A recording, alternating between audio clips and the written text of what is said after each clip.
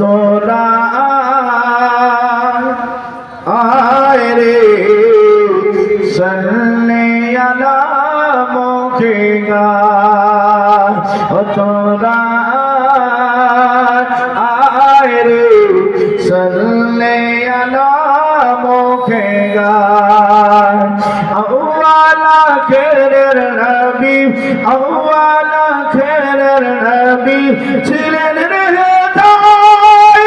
যার তুলনা বিশ্বের মাঝে কোন কিছু নাই। চলো বলো সুবহানাল্লাহ, আর একটু মহব্বতে বলো সুবহানাল্লাহ। তার তুলনা আছে?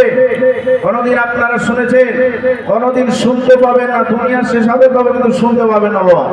নবী মুস্তাফা তুলনা এই বিশ্বে কোন জায়গাতে নাই। কারণ যে নবী মুস্তাফা সাল্লাল্লাহু তাআলা আলাইহি ওয়াসাল্লাম তাসলিমের ব্যাপারে আমি একটা হাদিস শরীফে ইনশাআল্লাহ শোনাবো। তবে আমি কলিটা ক্লিয়ার করে দিই। তোরা আয় রে সাল্লে আলা মুখেগা হুর পরিয়ার পারে সারা হুর পরিয়ার পারে সারা নবী সানে নামলো তারা মারহাবা ইয়া রাসূলুল্লাহ সবাই মিলে আয় রে সাল্লে আলা মুখেগা তোরা আয় রে সাল্লে আলা মুখেগা আল্লাহুম্মা সাল্লি আলা সাইয়্যিদিনা মাওলানা মুহাম্মদ ওয়া আলা সাইয়্যিদিনা মাওলানা সাল্লাল্লাহু তাআলা আলাইহি ওয়াসাল্লাম। আমার বাদিমার নবী মুস্তাফার কথাবার্তা আপনাদের সম্মুখে একটু আলোচনা করব। নবী মুস্তাফা সাহাবীদের নিয়ে অনেক কথাবার্তা আলোচনাই করেছেন। লক্ষ্য রেখে একটু বলবো।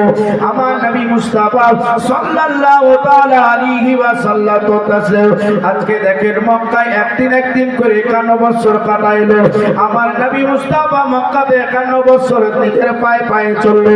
আমার নবী মুস্তাফা কার সঙ্গে কেমন কি ব্যবহারের কথা একটু আপনাদের সম্মুখে বর্ণনা করি। আমার নবী মুস্তাফা সাল্লাল্লাহু তাআলা আলাইহি ওয়াসাল্লাম আজ দেখেন বাপজি ভাইয়ের আবার সেই চক্র থেকে নবী আমার নামাজটাকে আদায় করতেন। নবী মুস্তাফা জিকির করতেন। নবী মুস্তাফা তওবাতুন নাসুহা পড়তেন। আমার নবী মুস্তাফা নিজের নামে দরুদ শরীফ পাঠ করতেন। আমার নবী মুস্তাফা সাল্লাল্লাহু তাআলা আলাইহি ওয়াসাল্লাম আজকে হাতে তাসবিহ নিয়ে তাসবিহ জপতে থাকতেন। আমার নবী মুস্তাফা কখনো দেখেন জঙ্গলে চলে যায়। আমার নবী মুস্তাফা কখনো পাহাড়ে চলে যায়। আমার নবী মুস্তাফা কখনো ঘরের ভিতরে। আমার নবী মুস্তাফা কখনো ফাঁকা জায়গায়। আমার নবী মুস্তাফা জিকির করেন, আরাধনা করেন শুধু মাত্র আল্লাহ রব্বুল আলামিনকে।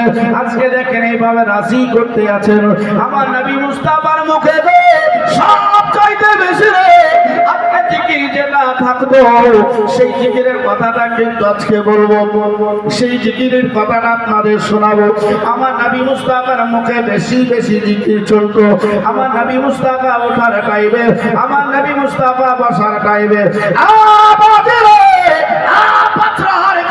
মানুষেরা সবাই আমার নবী মুস্তাফা সব চাইতে যে জিকিরখানা বেশি বেশি করে করতেন। আমার নবী মুস্তাফার জবানে বেশি বেশি করে চলতো। আমার নবী বলছেন শোনো, আমি যখন ঘুমাইতে যাই, আপনার নবী যখন আরাম করতে যাই, নবী আমি জিন্দেগিতে 1 মিনিট ঘুমাইনি। এই নবী যখন আরাম করার জন্য চলে যায় তখন আমার জিকিরটা সবসময় থাকে। আমি নবী মুস্তাফা চোখটা বন্ধ যখন করি সেই জিকিরটা কিন্তু আমার মুখে সব সময় থাকে। আমি নবী মুস্তাফা রাস্তায় চললে ওই জিকিরখানা করি রে, সেই জিকিরখানা নবী মুস্তাফা সব সময় করি। সেই জিকিরটা কি আজকে আমাদের শুনতে হবে? ও বাপজিরা আমার, জিকিরটা আমরা করি আল্লাহু আকবার, জিকির করি আমরা সুবহানাল্লাহ, জিকির করি আমরা আলহামদুলিল্লাহ। আপনাদের কিছু আছে সে সমস্ত বলা করো, কিন্তু আমার নবী যে জিকিরখানা বেশি বেশি করে আজকে করতেন সেই জিকিরের ব্যাপার নিয়ে একটু আলোচনা আর বলতে আছে আপনারা শুনবেন। তবে দাঁড়িয়ে থেকে নয়, আপনাদের জন্য বসার ব্যবস্থা করে দেওয়া হয়েছে। আপনাদের জন্য এত সুন্দর জায়গা করে দেওয়া হয়েছে, আসার পরে সেখানে আপনারা অবশ্যই বসুন। নবী মুস্তাফা সাল্লাল্লাহু তাআলা আলাইহি ওয়াসাল্লাম তাসলিম বাবা সাহাবীদের নিয়ে দেখেন বলি কথাবার্তায় চালাইবেন। তার আগেকার দুই চারটি কথা একটু আপনাদেরকে বলি। নবী মুস্তাফা সাল্লাল্লাহু তাআলা আলাইহি ওয়াসাল্লাম আজকে মাকে বেশি মহব্বত করতেন, বাবাকে দেখেন না তবেও কিন্তু মহব্বত করতেন। আমার নবী মুস্তাফা এবার মহব্বত নিয়ে আগে বাড়ে যায়। নবী মুস্তাফা দাদুকে বেশি ভালোবাসতেন, নবী আমার চাচাদেরও বেশি ভালোবাসতেন, নবী মুস্তাফা চাচিদেরও বেশি বেশি করে ভালোবাসতেন। এবং যারা তার আত্মীয় বর্গরা ছিল তাদেরকে নবী আমার ভালোবাসতেন। যদিও বা তারা কালমা পড়না বলা না হয় তবুও কিন্তু নবী মুস্তাফা তাদের উপরে আজ আসতে দেয় না। নবী আমার বলতে আছে তার সময় যখন চলে আসবে আমি তাদের সম্মুখে যদি বুঝিয়ে বুঝিয়ে বলি, তারা যদি বুঝতে পারে অবশ্যই আমার কালমাটা পড়ে আল্লাহর দ্বীনের মধ্যে তারা দাখিল হয়ে যাবে। ও বাপজিরা আমার শোনো রে, আমার নবী মুস্তাফা এইভাবে দাখিলবাজি মক্কায় চলছে। নবী মুস্তাফার সম্মুখে নবীকে আমার কত ধরনের অত্যাচার করে, নবী মুস্তাফাকে কত ধরনের বাজি কষ্ট দেয়, তবে নবী মুস্তাফা কষ্টটা অনুভব করেন না। শুধুমাত্র রব্বে কায়নাতের কাছে হাতটা তুলে দোয়া করেন, আল্লাহ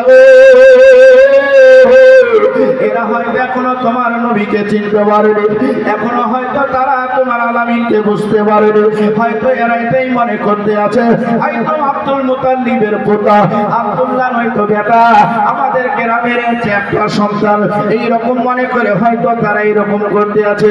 আল্লাহ তাদের যখন তুমি বুঝবার শক্তি দিবে তখন তারা বুঝতে পারবে। আসার পরে তোমার নবীর হাতে হাতটা দিয়ে তওবা করে তারা কালমা পড়ে মুসলমান হবে, তোমার নবীর হাতে হাতটা দিয়ে বায়াত গ্রহণ করবে। আজকে তোমার নবীর পিছনে তারা নামাজটা আদায় করবে। নবী আবার পড়তে আছেন এইভাবে দোয়াটা দেখেন ক্লিয়ার করে। নবী আমার